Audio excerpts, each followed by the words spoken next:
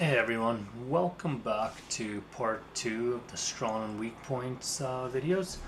So I just kind of want to show you what this looks like in action. So here we have a GU trend, and basically the trend ends here, and here we basically turn bullish. Now as we keep on going up, our expectation is to continue making new highs.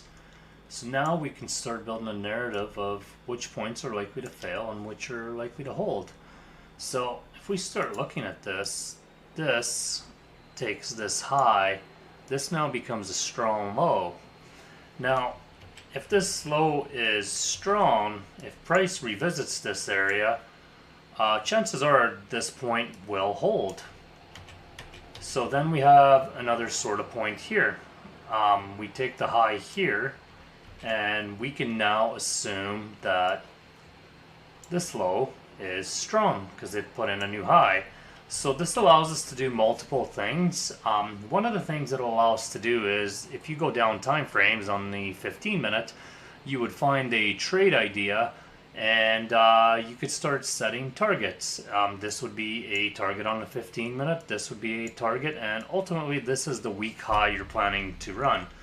Now the reason it's important to note multiple points is nothing in the market's guaranteed, so we always need to have a plan to get paid to continuously extract money out of the market, just in case something happens. Trade management is our way of getting paid no matter what.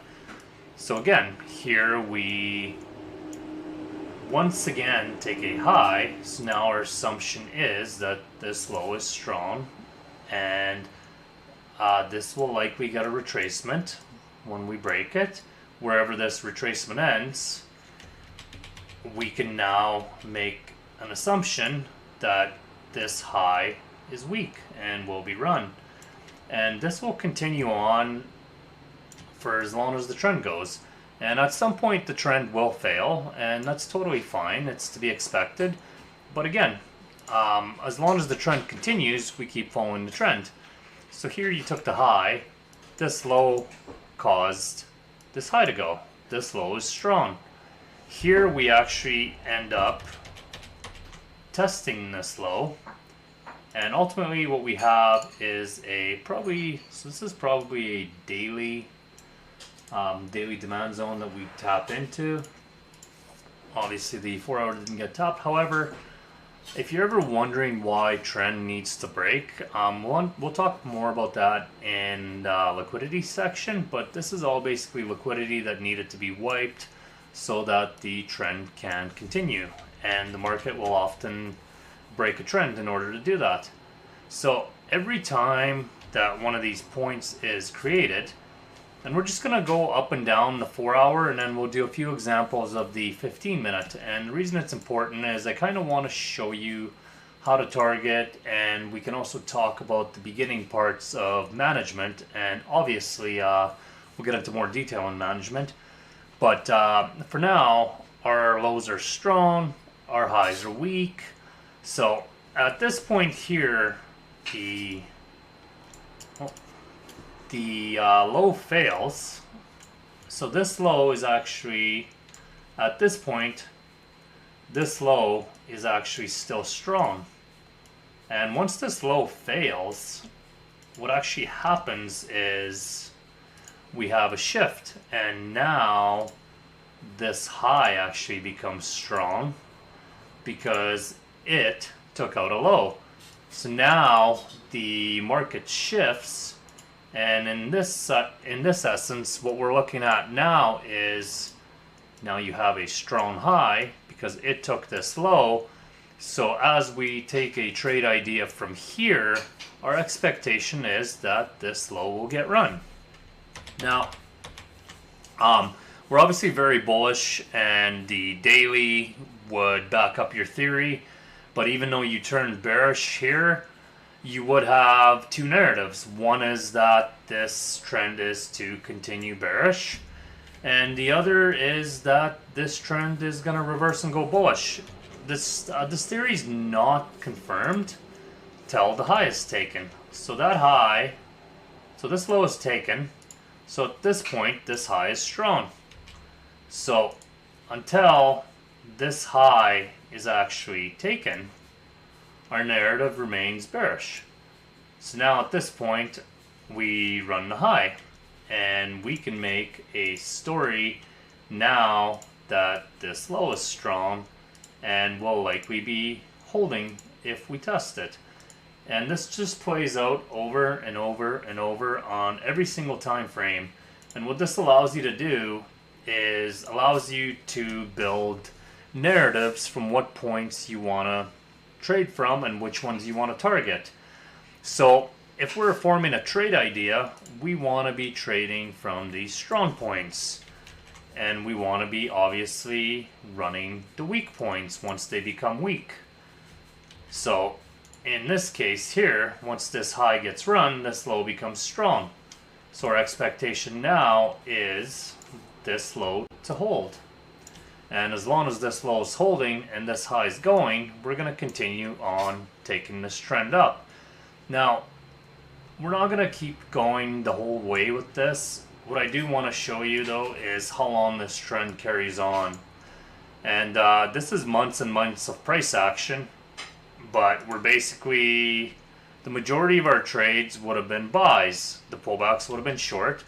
And the buys that are pro higher time frame, higher time frame trend would be your longer trades. At some point, the 4-hour trend has to end. But it doesn't just end for no reason. So here we can see the 4-hour trend eventually fails. So you get your last low that puts in a last high. And this low ultimately fails here. And this high now becomes strong. And our expectation is that this high will stay intact. And we're going to continue taking lows. And we're going to go on a couple of different time frames up above just to show you guys why the trend ended. There's always a why. The trend doesn't just end.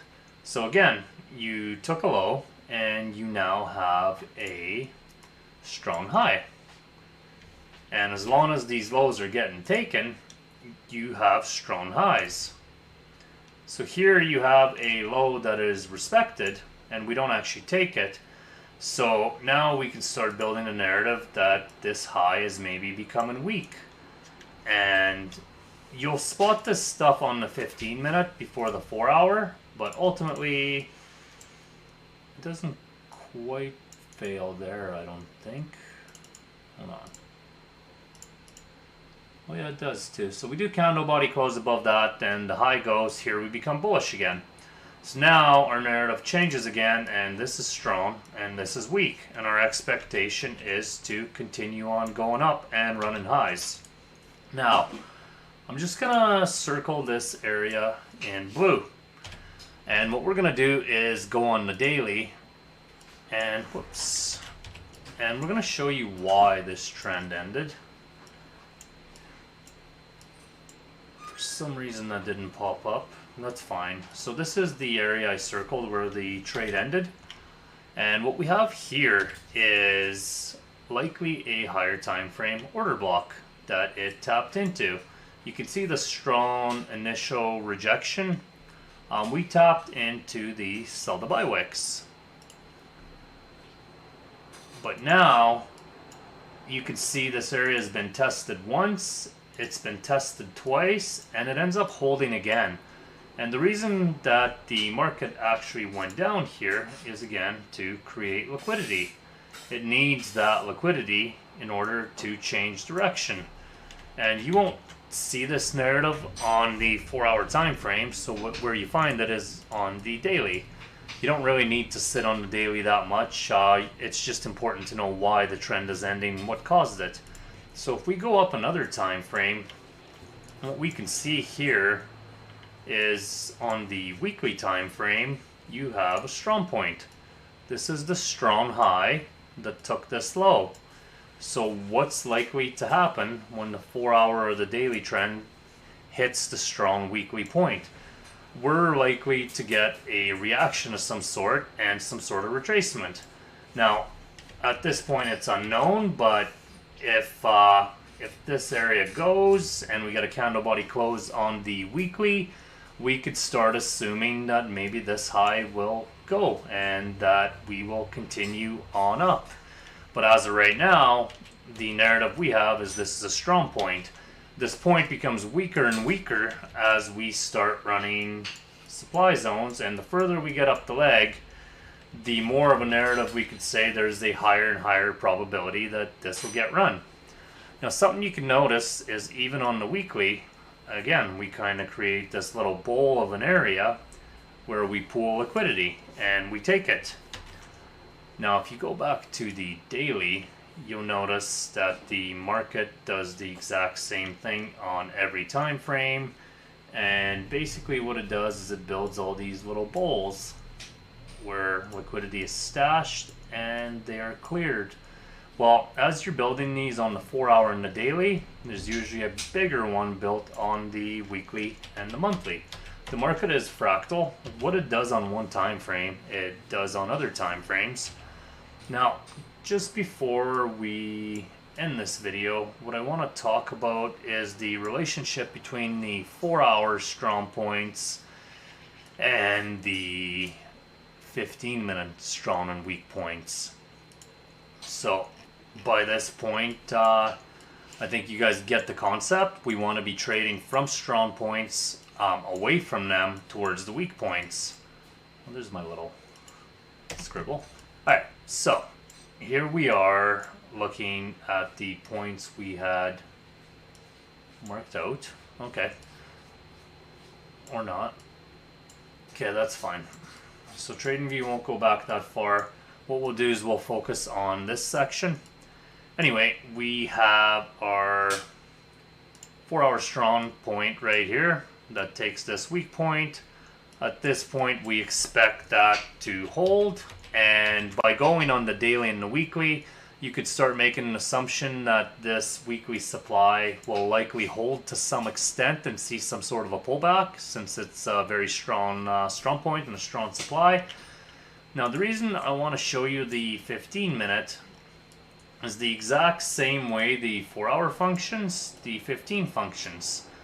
Every time the 15 runs a low, we can classify that as some sort of a strong point. And maybe we'll make this blue. So at this point, we could say this is strong. And when it's tested over here, it holds, it gets a good reaction. Your liquidity void here. But the expectation is for this point to hold, and as it takes this point. So the 15 told you that we're looking to go bearish long before the 4 hour. And no, we don't expect the 4 hour trend to fail right away, but you start building it with a narrative of a weekly strong point, you can definitely expect some sort of a pullback. And for the most part, you'll get most of your narrative from the 4 hour and the 15-minute.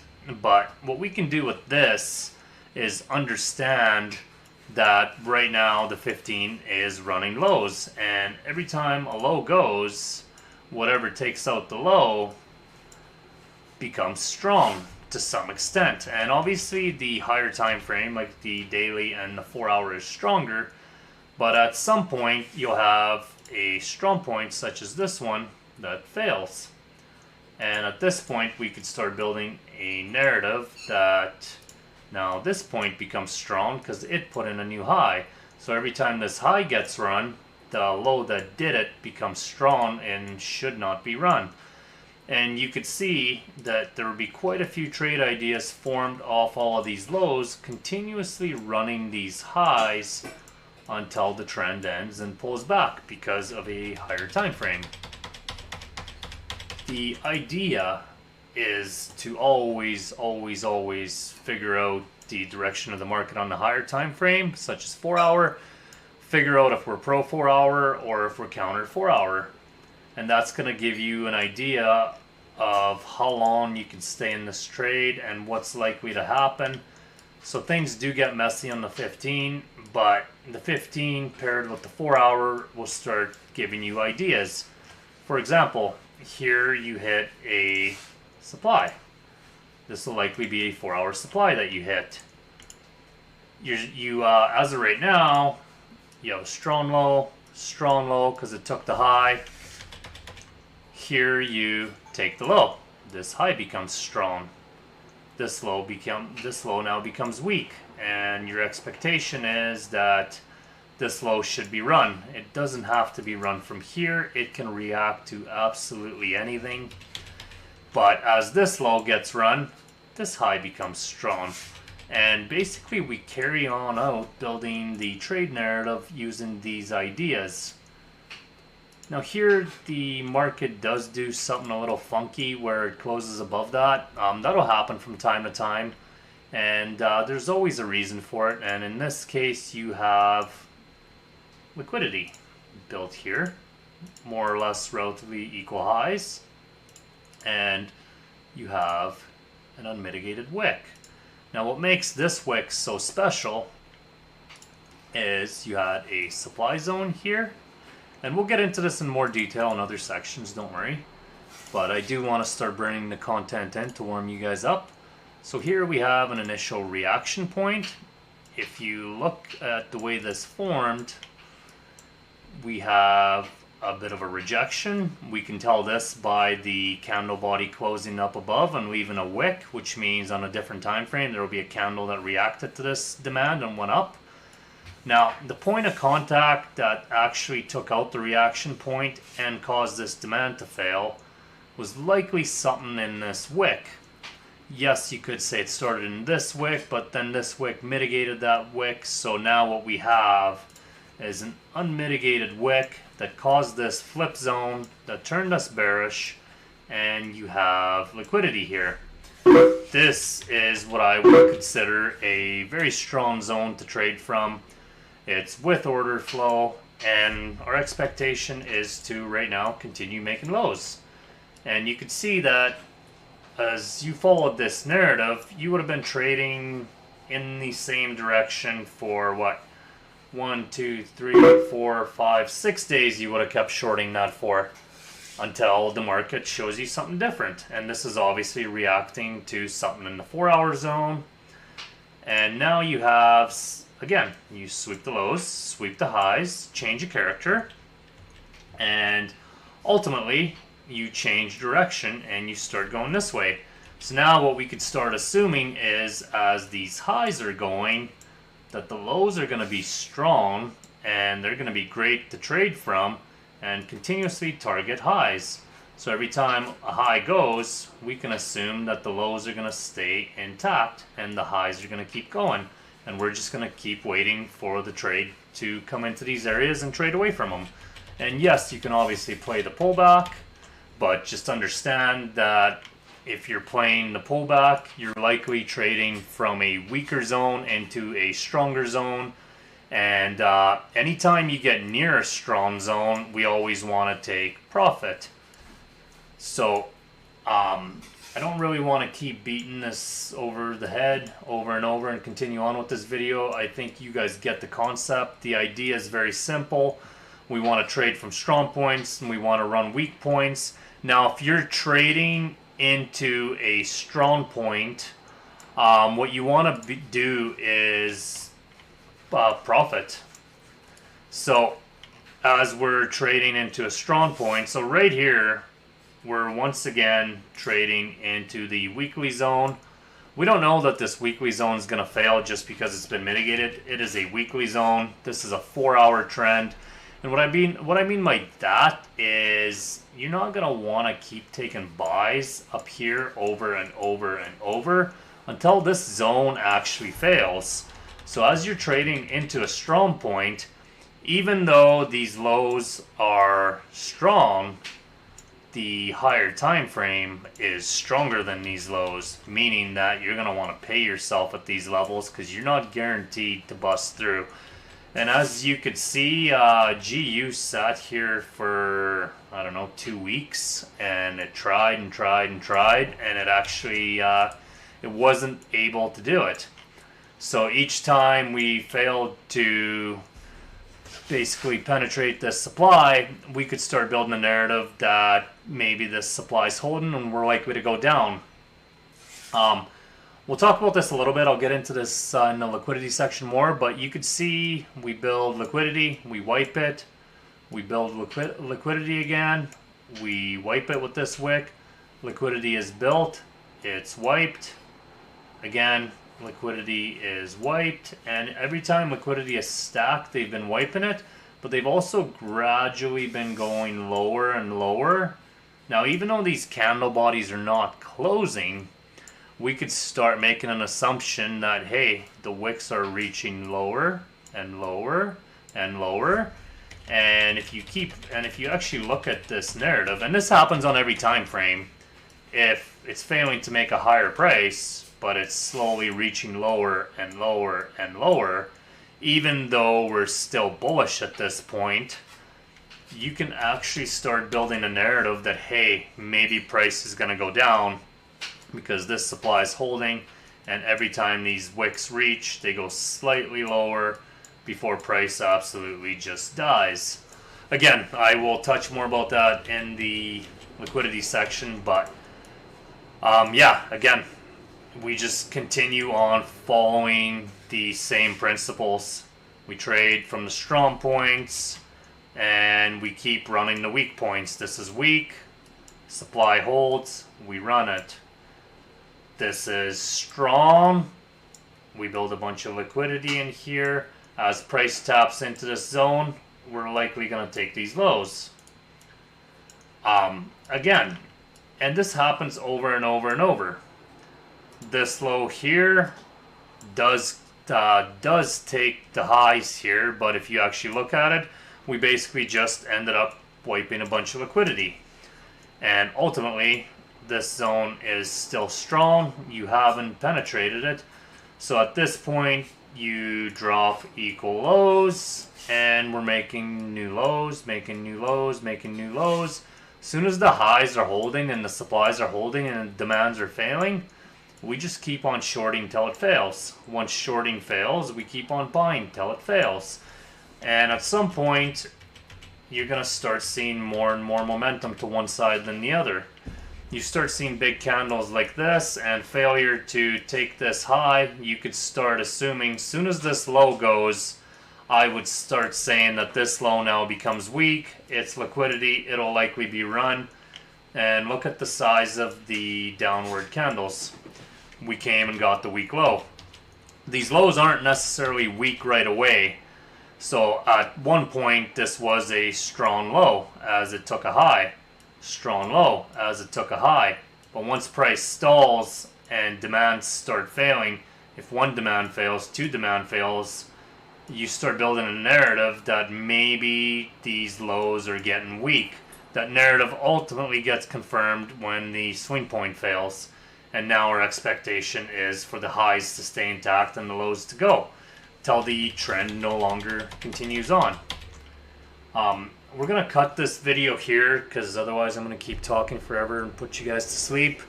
But I would suggest getting this concept down.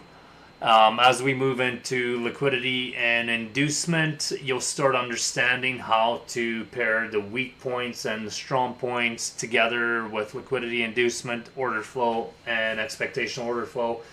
And ultimately, you start building a narrative of which zones you want to trade from and which zones you don't want to trade from.